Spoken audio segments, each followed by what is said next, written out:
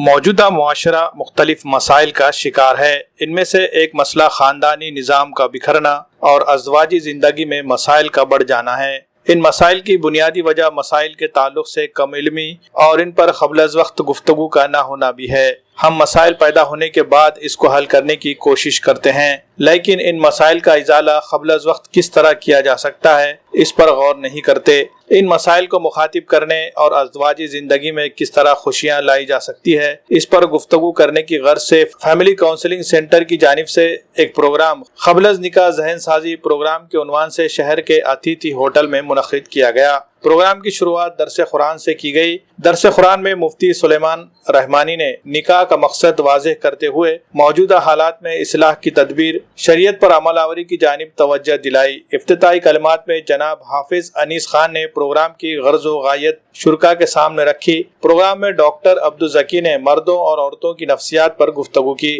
اس کے بعد شرکاء کو شادی کے بعد کس طرح سے امور خانہ داری کے ذریعے رشتوں کو مستحکم کیا جائے اس پر محترمہ سمینہ ترنم صاحبہ نے روشنی ڈالی۔ محترمہ اسما نکت صاحبہ نے سسرالی رشتوں کو کیسے نبھائیں اس پر بہت سارے تجاویز و مشورے شرکاء کو دیے۔ ممبئی سے تشریف لائے مہمان سکون فیملی کاؤنسلنگ سینٹر کے ڈائریکٹر جناب صدیق قریشی نے ازدواجی زندگی میں ایک دوسرے پر عائد ہونے والی ذمہ داریوں اور حقوق پر شرکاء سے تفصیلی گفتگو کی۔ شادی کے جو مسائل عدالت تک چلے جاتے ہیں، اس کے اثرات خاندان اور سماج پر کیا ہوتے ہیں، ہم کس طرح سے ہماری زندگی میں اور رشتوں میں مضبوطی لائی جا سکتی ہے، اس پر ایڈوکیٹ مبشر پٹھان نے شرکاء کی رہنمائی فرمائی۔ پروگرام میں ایک متوازی سیشن مرد و خواتین کے لیے رکھا گیا، جس کو خواتین میں ڈاکٹر نسرین احسن زبیری اور مرد حضرات کے لیے ڈاکٹر احسن زبیری نے کوآرڈینیٹ کیا۔ اس سیشن میں شرکاء کو طہارت و پاکیزگی اور جنسی مسائل کا کس طرح سے خیال رکھے اس پر گفتگو کی گئی۔ کسی بھی طرح کے رشتوں کو نبھانے کے لیے عفو و درگزر سے کام لینا ضروری ہوتا ہے۔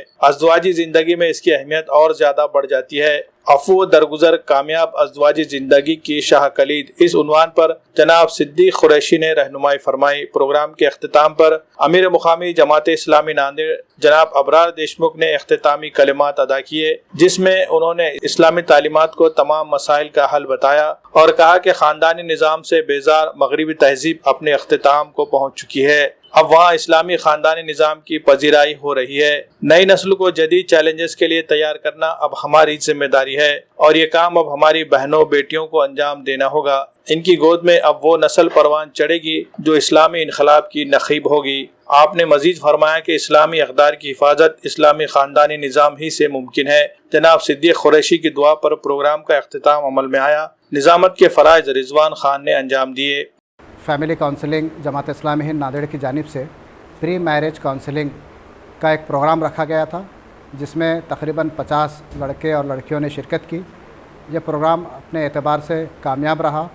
اس پروگرام کی خصوصیت یہ رہی کہ لڑکے اس میں پچھلے سال کے مقابلے میں زیادہ تھے۔ یہ پروگرام فیملی کاؤنسلنگ سینٹر کی جانب سے ہر سال 2 دفعہ لیا جاتا ہے۔ پچھلے باری میں بھی اس کا بہت اچھا رسپانس تھا۔